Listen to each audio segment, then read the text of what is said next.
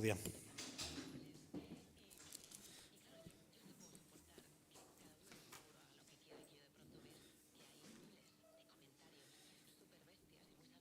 El gozo del Señor, nuestra fortaleza es... A ver, vamos a decirlo bien. El gozo del Señor, nuestra fortaleza es. El gozo del Señor, amén, amén. Porque es el gozo del Señor, el gozo de nuestra esperanza en el Señor lo que nos da fortaleza. Podemos estar enfermos, podemos estar desanimados, podemos estar tristes. Aun si estamos tristes, dice la palabra que cantemos alabanzas. Y hemos cantado alabanzas y eso alegra nuestra alma. Porque cualquier situación en la que nos encontremos, sea la que sea, el gozo del Señor es nuestra fortaleza. Da igual si estamos en la cárcel como Pablo y Silas. Da igual si estamos siendo crucificados boca abajo como Pedro y aún cantando alabanzas. Da igual como tantos y tantos mártires que murieron cantando aún en la hoguera. Da igual si este mes no llegamos a final de mes. Da igual si los instrumentos sonaron desafinados hoy, que no sonaron. El gozo del Señor es nuestra fortaleza, no dependemos de cosas exteriores. Así que, hermanos, tengamos eso presente siempre. Doy gracias a todos y cada uno de los que han estado orando por mí. Voy recuperándome poco a poco. Es una situación que me afecta especialmente al sistema nervioso y sus síntomas o consecuencias tienen que ver con la memoria y con la impaciencia. Así que os animo a que no tengáis muchos problemas conmigo hasta que no esté recuperado del todo. Porque me puedo olvidar.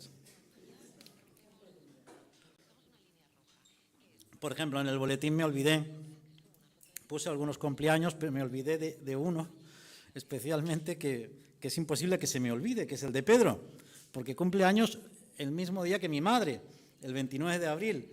Así que, aparte de los que están apuntados en el boletín, acordaos de felicitar el día 29 a Pedro. Y de uno que me he enterado hoy, me he enterado que es de César.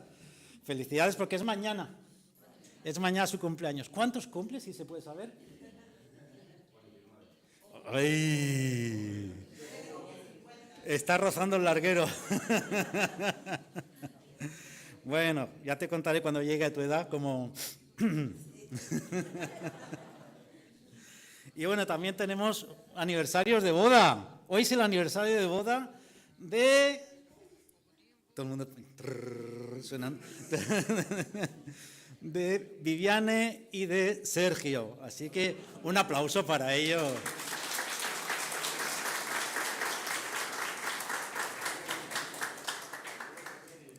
Este es el momento en que Viviane dice, ¿qué hice yo para merecerme esto? Y él piensa, Señor, ¿qué tan bueno habré hecho yo para que tú me des este regalo? No, es broma. Son tal para cual y son una pareja preciosa del Señor y que por muchos años el Señor les dé esa fortaleza, esa confianza y sobre todo que les dé salud, mucho amor y que podéis sentir el amor de toda la Iglesia cada año y cada año y cada año hasta que seamos viejitos, arrugados. Dice que las últimas palabras que uno espera escuchar en su funeral son, fue una buena persona, fue un siervo de Dios. Yo las últimas palabras que espero escuchar en mi funeral son, ¡se está moviendo! ¡Se está moviendo! Así que bueno,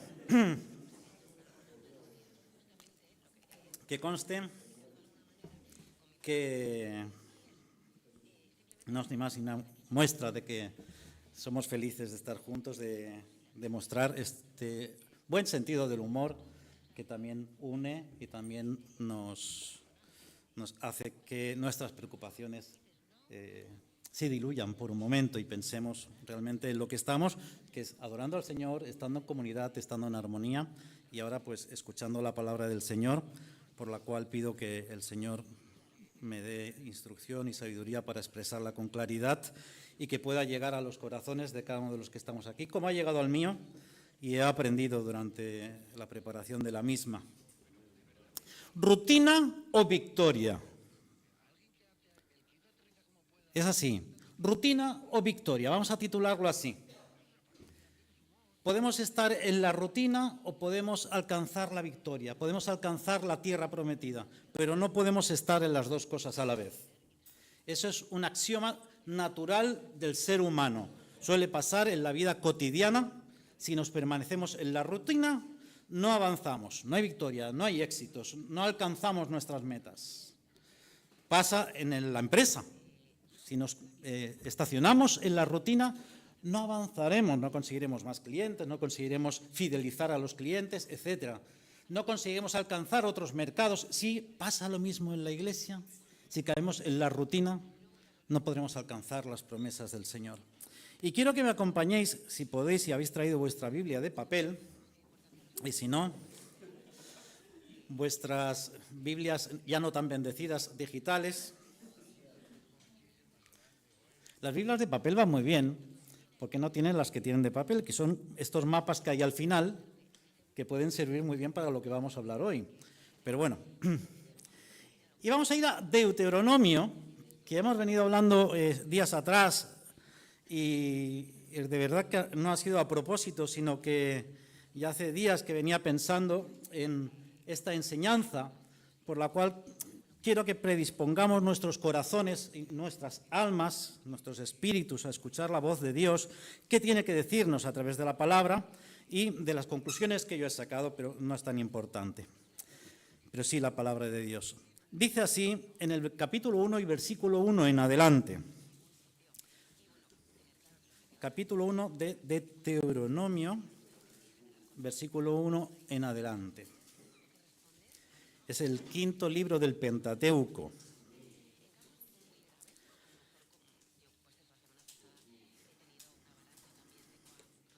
Estas son las palabras que habló Moisés a todo Israel a este lado del Jordán, en el desierto, en el Arabá, frente al Mar Rojo, entre Parán, Tofel, Labán, Acerot y Dizahab.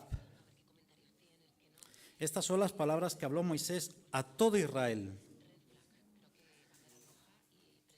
Muchos de los que salieron, muchos de los que sobrevivieron de los que salieron, las nuevas generaciones que nacieron durante el desierto, etc. A todo Israel habló esto a este lado del Jordán. ¿Cuál es este lado del Jordán? Es el lado en el que todavía no habían entrado a la tierra prometida. Es el lado oriental, cerca del Mar Rojo, pero en el desierto del Arabá, o sea, estaban próximos, más próximos al Mar Rojo que al Mar Muerto, que era la frontera con Canaán. Y ahí estaban todos los millones de israelitas a los que Moisés habló en este momento. Y dice, para aclarar distancias y para aclarar contexto geográfico, lo cual es muy bueno y da credibilidad a toda la narración bíblica, para todo aquel que diga que la Biblia es errónea y que comete muchos errores y que es tan solo una compilación de mitos y fábulas, la Biblia está cargada de datos. Está cargada de datos y aquí hay un montón de datos geográficos, de incluso nombres de ciudades y de lugares que hoy ya no se llaman así, y a veces muchos intentan desprestigiar la palabra de Dios porque esos nombres no aparecen, pero cuando se hacen excavaciones arqueológicas ahí aparecen esos nombres. Por muchos años la ciudad de Nínive se pensaba que era un mito, hasta que en 1940 y tantos, no sé si 47 o 49, un arqueólogo alemán descubrió unos objetos que parecían ser de una ciudad que era Nínive, aquella ciudad a la que tenía que ir a profetizar Jonás.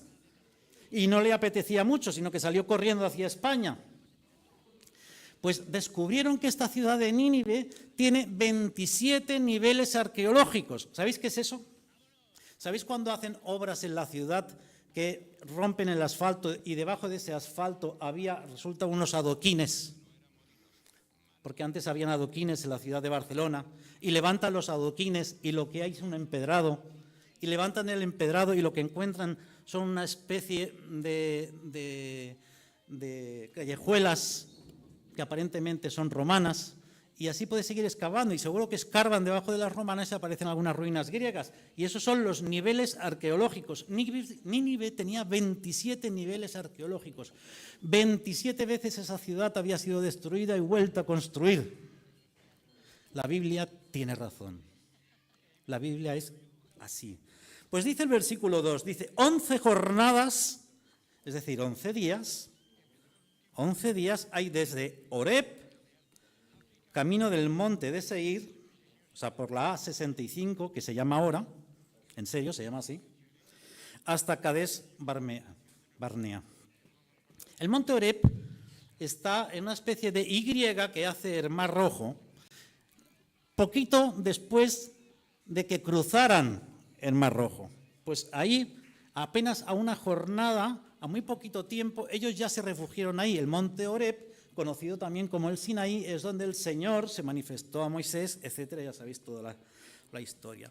Pues 11 jornadas hay desde ese monte, que está inmediatamente después de que salieron de Egipto, hasta la frontera sur de lo que era la tierra prometida. 11 días caminando. 11 días caminando. Y dice el versículo 3, y aconteció que a los 40 años, en el mes 11, el primero del mes, no 40 años, no, 41 años por un mes, 41 años, menos veintitantos días, 41 años, no que tardaran de llegar del monte Horeb a la frontera sur, es que se la pasaron dando vueltas, e intentándolo una y otra vez, lo que pudo haberse hecho en tan solo 11 días caminando. ¿Cuántas veces el Señor nos manda a algún sitio y nosotros mismos ponemos los obstáculos? Y ahora vamos a ver un poquito más sobre eso. Pues el primero de mes, Moisés habló a los hijos de Israel conforme a todas las cosas que Jehová les había mandado acerca de ellos. En este caso, este sermón o estas enseñanzas de las que trata Deuteronomio es diferente a los otros 4 libros del Pentateuco, porque en este caso es Moisés que está repitiendo la ley que ya dio el Señor en los primeros 4 libros. De hecho, hay una anécdota hay una ilustración muy bonita del idioma hebreo que si pudiéramos entender perfectamente el hebreo, veríamos que en los primeros 5 versículos de cada libro, de los 4 primeros libros del Pentateuco, es decir, Génesis, Éxodo, Levítico y Números, en los primeros 5 versículos aparece en acróstico, es decir, las sílabas de la palabra Torá en orden inverso. Y cada 48 letras aparece la siguiente sílaba. Cada 49 letras la siguiente. Esos son en los primeros 4 libros. Sin embargo, en Deuteronomio se hace este acróstico en estos primeros 5 versículos que vamos a leer, pero suceden cada 48 letras.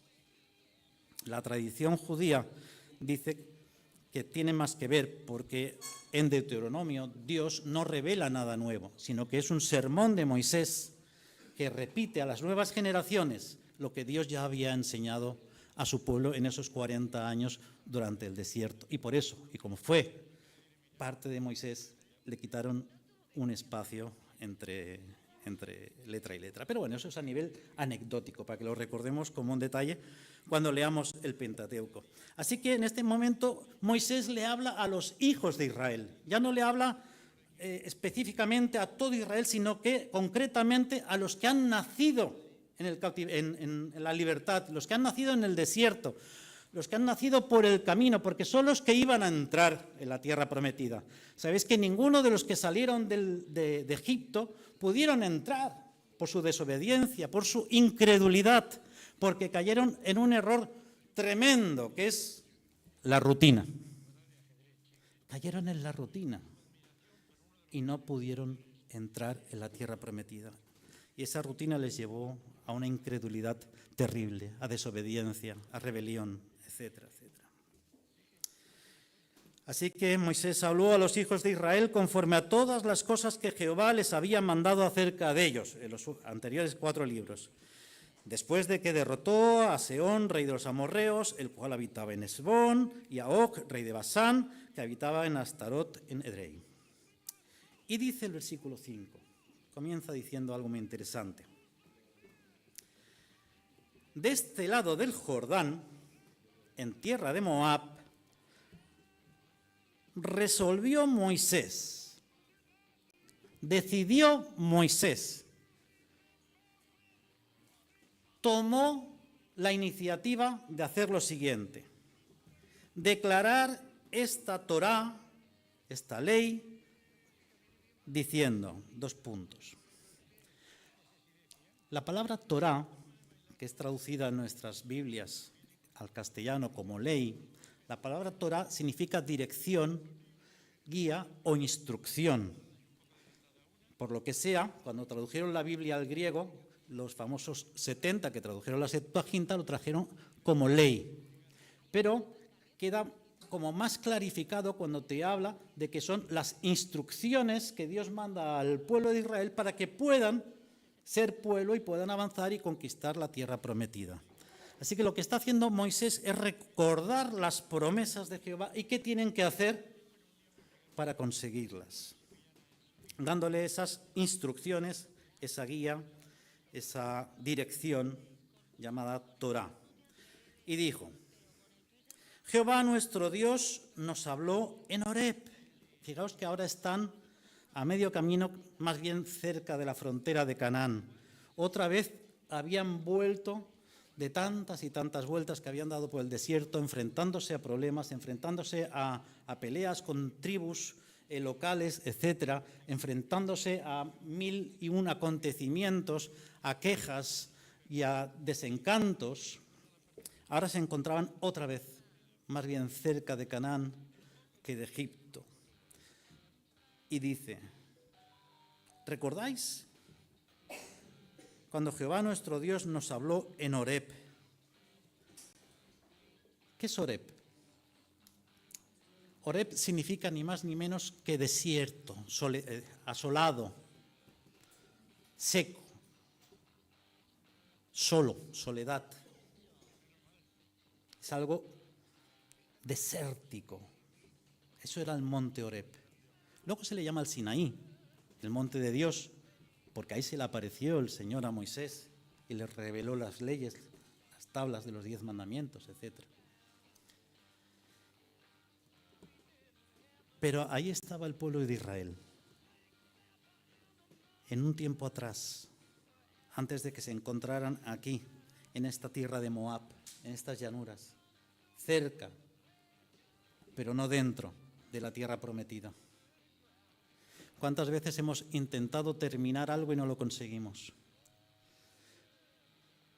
Los hijos de Dios, el pueblo de Israel, no era diferente a nosotros. Nosotros somos así.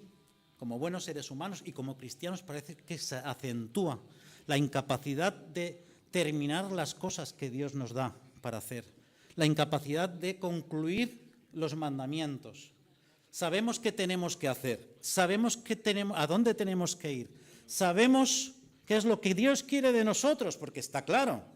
Y los que llevamos más de un año de creyentes deberíamos de saberlo bastante bien. Pero no alcanzamos.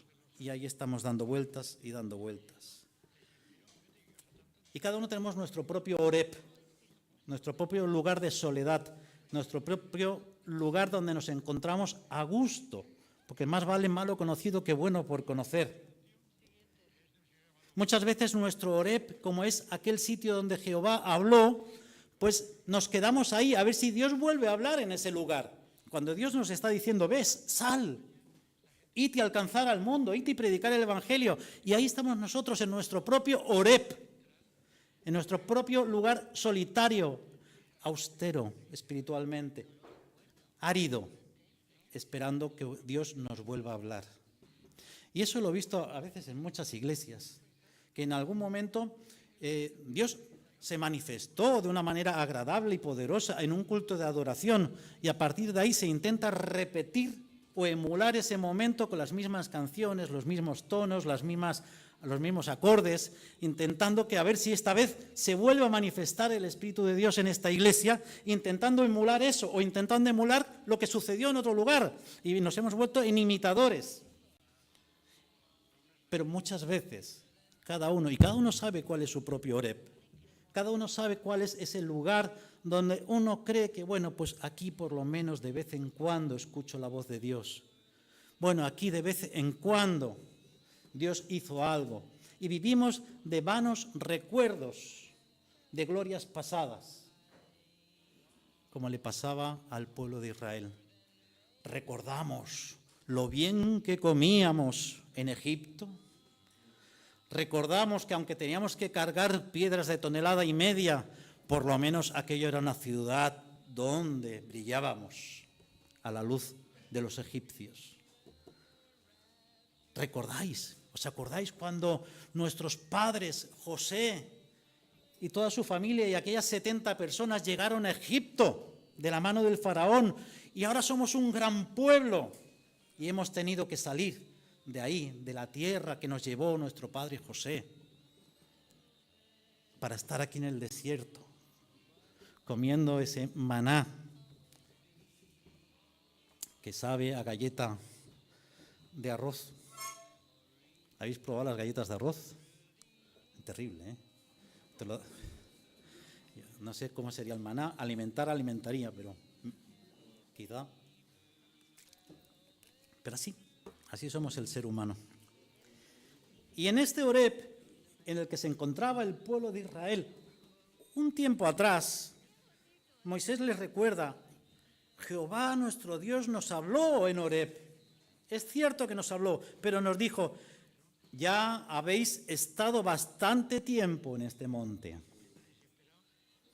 Ya habéis estado bastante tiempo en este monte. ¿Cuánto es bastante tiempo?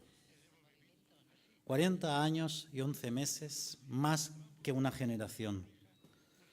Fue suficiente para que Dios les dijera, ya habéis estado demasiado tiempo en este monte. ¿Cuánto tiempo llevamos en nuestro propio monte particular? ¿Cuánto tiempo llevamos en nuestro propio Oreb, del cual no queremos salir porque nos sentimos cómodos?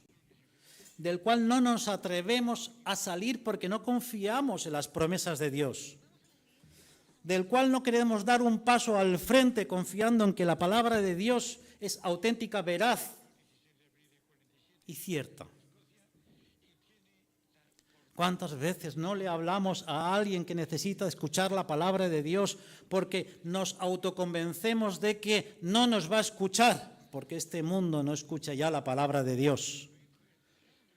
No la escuchará porque igual no estamos hablando en su idioma, porque seguimos hablando en el idioma de los egipcios, seguimos hablando en el idioma de hace 40 años. Es que hace 40 años, cuando yo era joven, esto funcionaba y eso sí que era evangelismo.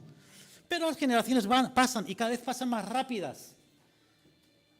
Están los boomers, la generación X, los millennials, ya está la generación Z y cada vez va más rapidito. Tú hablas con alguien que nació después del 2010 y no se entiende con alguien que nació en el año 2000. Ya usan otro argot, utilizan otro lenguaje, otras técnicas. ¿Cuánto más tiempo tenemos que estar en nuestro propio Oreb? La gente necesita escuchar de Cristo. La gente necesita urgentemente de que le hablemos. Y como Pablo dijo, al romano me hago romano, al judío me hago judío, al griego me hago griego, nosotros tenemos que empezar a aprender cómo piensa la gente para hacerles llegar un evangelio que no cambia y que cubre unas necesidades que, aunque la gente no quiera escuchar, las necesita. Y las necesita con urgencia, hermanos. Necesita que nosotros vayamos y le prediquemos el evangelio. ¿Cuánto tiempo llevamos en nuestro propio Oreb? Que puede ser cualquier cosa. Puede ser cualquier cosa. Puede ser nuestro ministerio, puede ser nuestro hogar, puede ser nuestra familia, puede ser nuestro trabajo, nuestra rutina. ¿Cuánto tiempo llevamos que no le hablamos a nadie de Cristo y le presentamos el evangelio salvífico? Porque hay una realidad. Si no le hablamos, no se entregarán. ¿Y cómo creerán si no hay quien les predique? Y Moisés, curiosamente, les va a dar unas instrucciones. Continúa los versículos y dice: ya habéis estado bastante tiempo en este monte. Ya es suficiente el tiempo que habéis estado ahí. Dice: volveos e id al monte del Amorreo y a todas sus comarcas, en el Arabá, en el monte de los valles, en el Negev y junto a la costa del mar Muerto, se está refiriendo aquí, a la tierra del Cananeo y al Líbano, hasta el gran río Éufrates. Ojo, no los está mandando ahí al lado. Ellos se encontraban en el lado sur, un poquito como a tiempo de dar un pasito para atrás, porque el Mar Muerto ya era como la frontera, y el río Éufrates era ya meterse en pleno territorio peligroso. Ahí ya empezaban las tribus y los pueblos cananeos. El río Éufrates era la gran frontera, era el gran verde que alimentaba toda la tierra fértil de Canaán. Por eso Canaán era tan fructífera, y eso les obligaba a recorrer todo el Mar Muerto hasta el norte, por donde no querían pasar de ninguna de las maneras, y llegar hasta la frontera entre el Éufrates y el norte del Mar Muerto, donde se encontraba la ciudad de Jericó, fuertemente amurallada, peligrosa, conocida. Solo la reputación asustaba. Ahí es donde nos manda el Señor. Ahí es donde nos envía. Como enviaba el Señor a Pedro: boga mar adentro. Rema mar adentro, allí donde no te va a gustar. Demasiado tiempo hemos pasado en la orilla, demasiado tiempo hemos pasado en este monte, en nuestro propio monte, y necesitamos avanzar. Mirad, yo os he entregado la tierra, entrad y poseed la tierra que Jehová juró a vuestros padres Abraham, Isaac y Jacob, que les dará a ellos y a su descendencia después de ellos. ¿Cuál es el peor enemigo que puede enfrentar la Iglesia?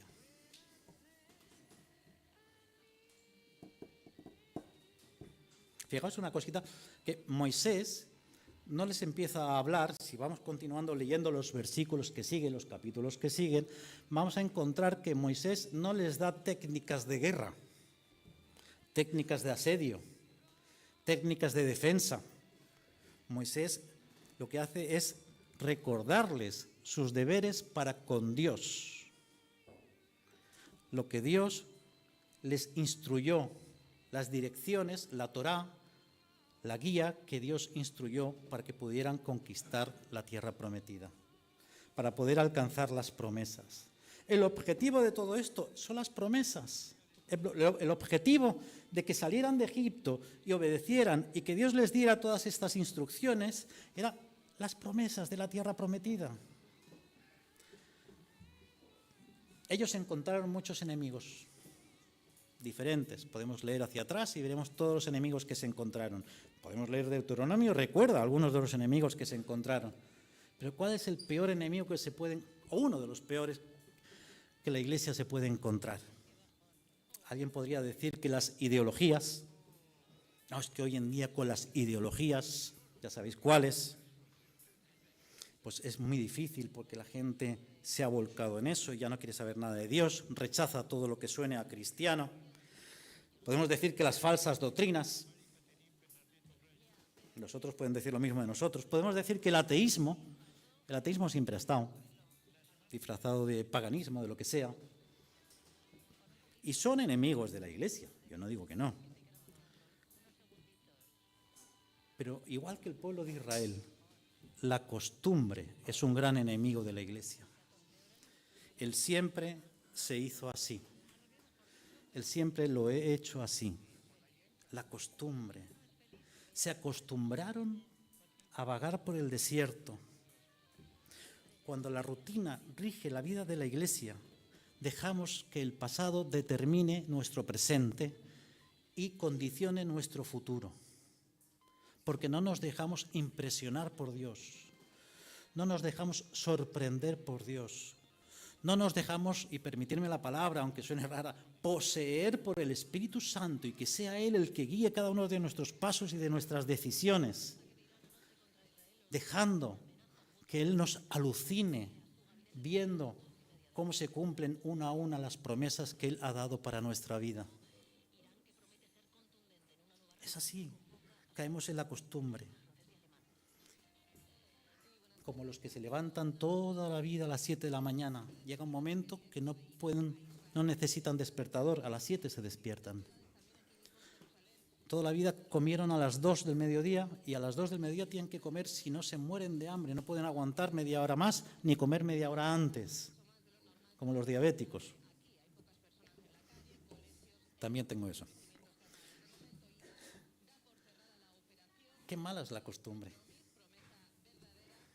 Y luego, después de que hemos armado todo nuestro armazón mental, estructural, eclesial, llámalo como quieras, decidimos decir, Señor, vamos a hacerlo de tal manera. Ahora bendice tú la decisión que hemos tomado.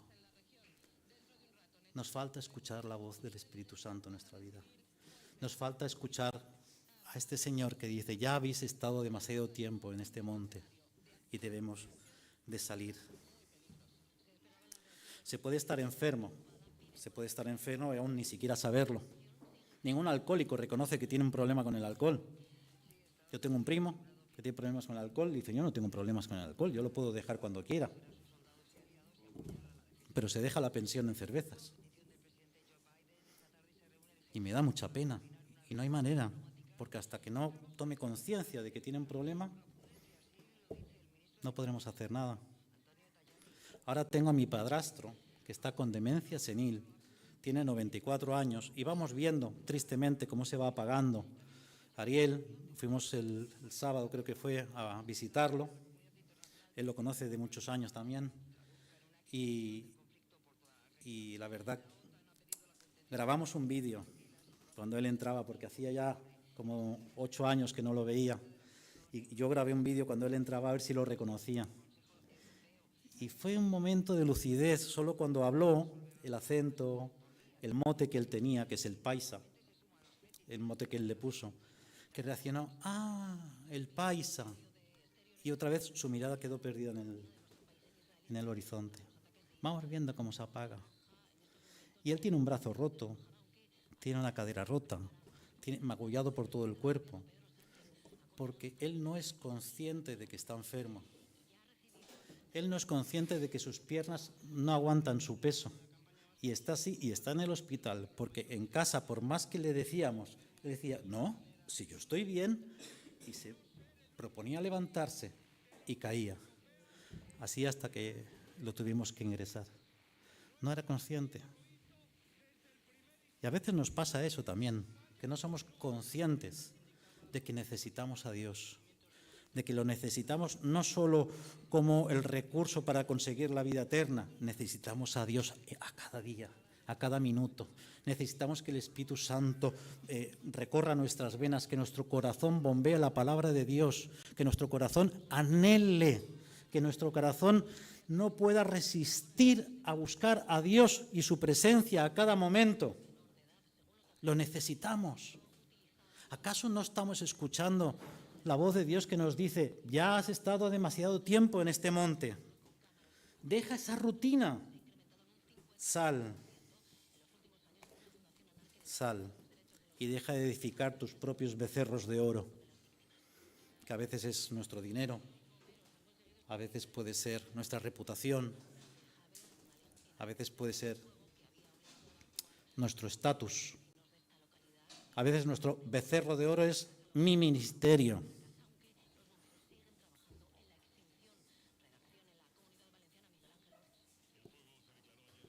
Adiós.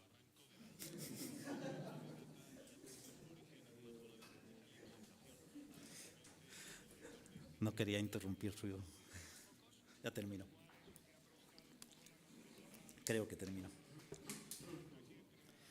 Escuchemos la voz de Dios cuando nos dice, ya has estado demasiado tiempo ahí. Dice, yo les he entregado esta tierra, avancen y conquístenla. Se la ha entregado. No le creemos a Dios. Yo me he dado cuenta que no le creemos a Dios cuando vamos y le hablamos a alguien de Jesús. No creemos a Dios que puede hacer mella en su corazón. Creedme, se puede.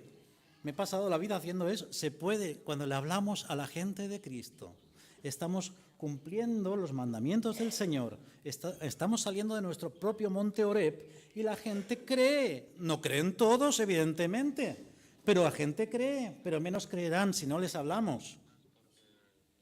Necesitamos salir de nuestro propio monte Horeb si queremos descubrir nuestros dones.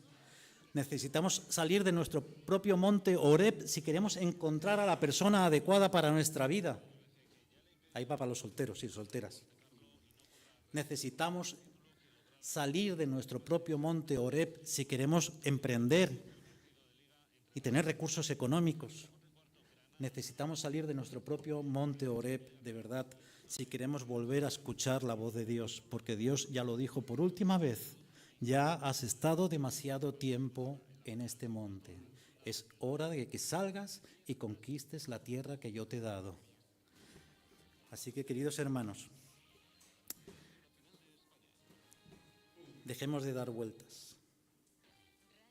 La rutina es algo que puede destrozar nuestra vida y la vida de la Iglesia. Porque así como la sociedad está compuesta de individuos, y a veces le echamos la culpa a la sociedad, que esta sociedad está fatal, pero la sociedad está compuesta de individuos que somos nosotros podemos hacer cambiar la sociedad. En mi escalera de vecinos, cuando yo entré ahí hace ya 15 años, la gente se saludaba al estilo escalera. Ya está. Y yo me tomé la decisión. Digo, no, yo tengo que cambiar esto. Y yo saludaba a la gente, buenos días, vocalizando, buenas tardes, ¿cómo se encuentra? Y miré los buzones, porque no me sabía los nombres. ¿Qué hay, señora Angelita? ¿Cómo está? ¿Y su madre? ¿Cómo está? Bueno, ¿o no era su madre? No sé si era mi madre, sí, es que hace tiempo que no la veo. Ibas tomando conversación. Y luego fui, una cantidad de años impredecibles, presidente de la escalera. Que más que el presidente parecía el párroco, porque te venían para preguntarte cualquier cosa. Digo, ¿eso lo hace un presidente? Digo, bueno, pues que si el de arriba tenía depresión, que si la de abajo se llevaba mal con su marido. Podemos cambiar la sociedad, hermanos, podemos cambiar la sociedad. E igual que la sociedad, que está compuesta de individuos, la Iglesia está compuesta de individuos. Dios no cambia la Iglesia, cambia los individuos. Y si nosotros no cambiamos como personas, entorpeceremos la vida de la Iglesia, entorpeceremos el avance de la Iglesia, entorpeceremos el avance del pueblo de Dios. ¿Fueron acaso todos incrédulos de los que salieron de Egipto? Yo no creo que fueran todos y cada uno de ellos incrédulos. Pero por un número importante que no creyeron a Dios, que se rebelaron contra Dios, que le reprocharon a Dios y a Moisés, no entraron en la tierra prometida. ¿Queremos ser de esos que no conquistamos la tierra prometida? ¿Queremos ser de esos que no recibimos los regalos del Señor que nos ha prometido? ¿Queremos ser de esos que no estamos dispuestos a obedecer y a dejarnos guiar por sus enseñanzas y directrices? ¿O nos quedamos atrás? Nos quedamos con las migajas, con el más vale malo conocido que bueno por conocer. Necesitamos dar ese paso y dejarnos ya de tonterías, permitidme. Estamos cargados de tonterías. Necesitamos ya dejar las estupideces atrás y trabajar para el reino de Dios con cuerpo y alma, hincando codos estudiando la palabra de Dios e hincando rodillas buscando la presencia de Dios hasta que nos duela, como decía Julio, hasta que nos sangre el alma buscando a Dios y buscando qué quiere de Dios de nuestra vida y para nuestra vida y para nuestro caminar diario. Necesitamos eso, necesitamos que nuestras rodillas espirituales sangren buscando al Señor. No podemos esperar más en ese monte. Ese monte ya quedó atrás. Dios no nos va a volver a hablar en ese monte. Y cada uno analicemos cuál es nuestro monte. Analicemos como iglesia cuál es nuestro monte Horeb. Analicemos con nuestro ministerio cuál es nuestro monte Horeb. Analicemos cada una de esas cosas. Y termino diciendo una frase del hermano Sócrates. No, él no era creyente. Él decía, una vida sin analizar no vale la pena vivirla. Una vida sin analizar no vale la pena vivirla. Si un filósofo pagano fue capaz de decir esas palabras con tanta sabiduría y tanta profundidad, ¿cómo no vamos a creer cuando Pablo, el Señor nos dice a través de Pablo en 2 Corintios 13:5, examinaos a vosotros mismos, si estáis en la fe, probaos a vosotros mismos, o no os conocéis a vosotros mismos que Jesucristo está en vosotros, a menos que estéis reprobados. Ya hemos estado demasiado tiempo ahí. Examinemos dónde estamos. Examinemos nosotros, no examinemos al otro, que eso es muy natural también en nosotros. Muy bien, pues voy a examinar dónde está Miguel y luego le voy a decir dónde está Miguel. Nos examinamos nosotros. Dios ya hablará con Miguel, ya hablará con Betty, ya hablará con Ariel. Me voy a examinar yo, porque Dios es el que me está diciendo a mí, ya has estado demasiado tiempo en ese monte Oreb, en ese monte de soledad, de secano, austero. Dejemos de dar vueltas y vueltas alrededor de lo que nos gusta, nos complace y nos satisface y vayamos a esa tierra peligrosa, más allá del muro, donde Dios puede hacer cosas maravillosas. Que el Señor bendiga su palabra en todo momento.